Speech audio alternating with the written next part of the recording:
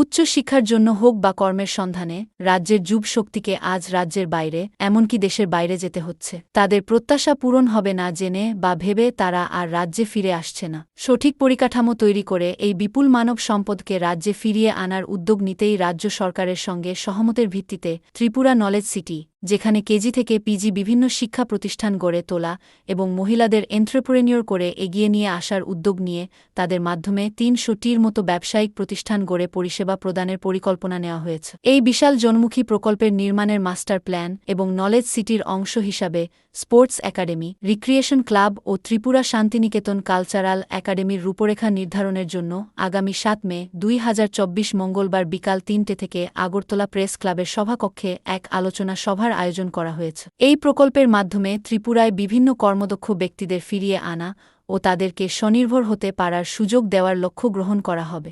এই আলোচনা সভায় ত্রিপুরা নলেজ সিটি প্রকল্প রূপায়ণের জন্য সঠিক পরিকল্পনা গ্রহণ করা হবে।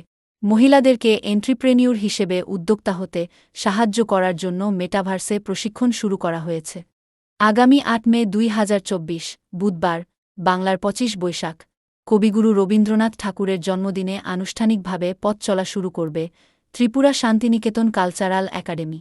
ওই দিন সকালে রাজ্য সরকারের প্রতিনিধি রবীন্দ্রনাথ ঠাকুরের প্রতিকৃতিতে মাল্যদান অনুষ্ঠানে সকলে যোগ দেওয়া এবং রাজ্য সরকারের সাথে সহমতের ভিত্তিতে রবীন্দ্র শতবার্ষিকী ভবন প্রাঙ্গণ থেকে প্রভাত ফেরিতে যুক্ত হবার পরিকল্পনা নেওয়া হয়েছে।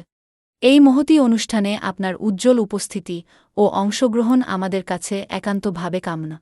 ধন্যবাদ জানাই শ্রী মোলেপিট, president, Tripura Shantiniketan medical college এর তরফ থেকে।